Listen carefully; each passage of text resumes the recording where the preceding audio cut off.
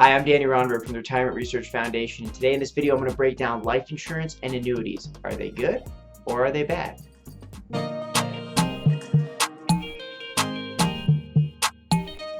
Hi, welcome back. I want to talk to you a minute about life insurance and annuities. I am the coach and course instructor for all the live events for the Retirement Research Foundation. And one of the live courses we teach is Social Security Maximization Workshops. And let me tell you something in a conversation that's happened to me literally hundreds of times at these events. We'll do the event and then there'll be like 3 or 4 sweet little either women or either older men that hang back to come to talk to me. And all of them come and tell me the same thing. I don't have any money, worried about how I'm going to pay my bills. I'm probably gonna have to work forever. I don't have a pension, and they're concerned. They're worried about running out of money, or they need some kind of money for care. And then on the other hand, when I meet with people in my office, I hear this all the time. I hear life insurance is bad. Never buy life insurance. Or this person says that annuities are bad. Or I hear that annuities are just terrible. Or I don't believe in life insurance, right? I hear these sentences all the time. You know what sentences I've never heard? Oh, I heard stocks are bad, or mutual funds are bad, or bonds are bad, right? I don't know where we got to the point in our country where we were acceptable putting our emotions and opinions into factual information. So let me give you an example of what I'm talking about. All of these financial products are tools. And the frustrating thing when I hear people say, I don't believe in life insurance or annuities are bad, is they are putting an objective opinion or an emotion or a adjective around these products. They're just tools that do a job. That's all it is. You wouldn't look at your toolbox and go, I've heard hammers are bad. Those aren't going to work. I don't believe in using a hammer. Well, a hammer serves a purpose. It hammers in a nail, right? It removes a nail. So a hammer serves a function as a tool in your toolbox. Life insurance and annuities do the exact same thing. And the frustrating part to me is there are institutions that have built their marketing and their careers around making people have negative or positive emotions around certain products. The problem with that is not objective, that is subjective. To me, I would never rely on the advice or the trusted objective direction of an advisor if they were putting their emotions or their feelings or their positive or negative connotations around certain tools or certain facts. That would immediately eliminate them in my mind as a true objective professional that you can trust. See, trustworthiness to me is doing what's right all the time, because the facts will always dictate what should be done. If a client comes in and tells you something, or if a certain person has an objective, you want to meet their objective the most efficient way possible with your skill set and your knowledge base. But if you have opinions, or you're trying to sway them or push them into one thing or another, that to me is not truly being objective. That is trying to sell them on something. And that's what happens often. Marketers ruin everything. They ruin email. Look at your phone. How many spam calls do you get a day? Look at your email. How many spam emails do you get? They're going to ruin everything. Social media will be ruined by marketers. Marketers are unfortunately phenomenal at getting people to feel a certain way about these products. They're not being truly objective.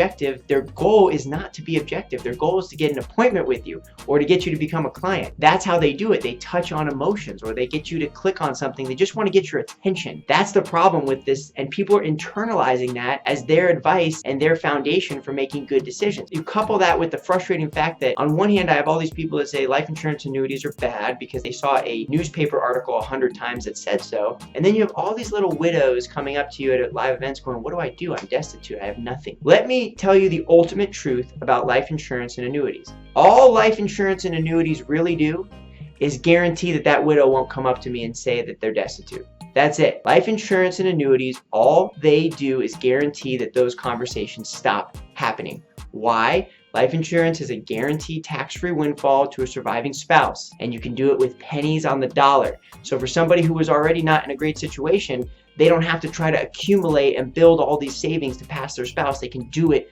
efficiently with life insurance.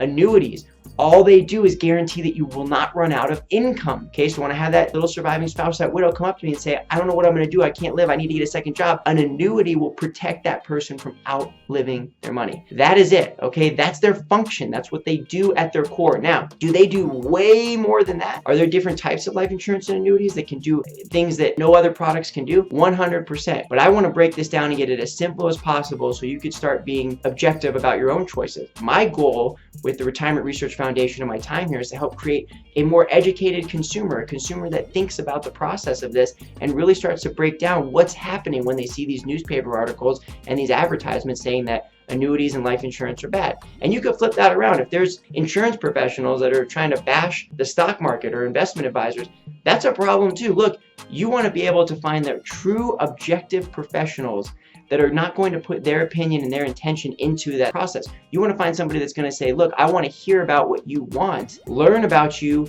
and do a great job of asking you and finding out what you need to make sure that you have the right tools. That's what it is all about, is finding the right tools to do the job that you want them to do. And the financial community needs to do a better job of making sure that we do that. I think life insurance and agents and financial advisors need to come together in a lot of ways and end this war. There shouldn't be insurance professionals versus investment professionals. We should all be working together and using our specialties to be able to help people more effectively, not tear people apart or wage wedges or say that, oh, those products are bad, this is what you need. Or, my products are good and those products are bad. That has to end. All it does is hurt the end consumer. There are insurance professionals that need to step up and do a much better job of getting out in the community to make sure that those widows stop coming up to me. The investment professionals need to do a much better job of educating themselves on these products and making sure that they are offering them appropriately to make sure their clients are protected. So the financial community needs to do a better job, and as the consumer community, as the person that's receiving all this information trying to make good decisions, all you need to do is be able to discern who's trying to sell you and who isn't. If there is any marketing out there at all that says that any product is bad or good, that's an immediate disqualification on their credibility, and that removes them from being a truly objective professional. Our goal at the Retirement Research Foundation is to make sure that we're helping provide the best information for you to make a decision on anything. And I want to clear this up today. Are life insurance and annuities bad or good? They're neither. It's how you use them that will dictate the outcome, and that's what will determine, in your opinion, if they're good or bad. It doesn't matter from our opinion if they're good or bad.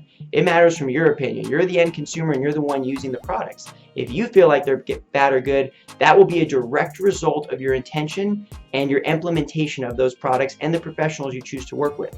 So I would encourage you to please reach out to get more information about life insurance and annuities to find out that they're neither bad nor good.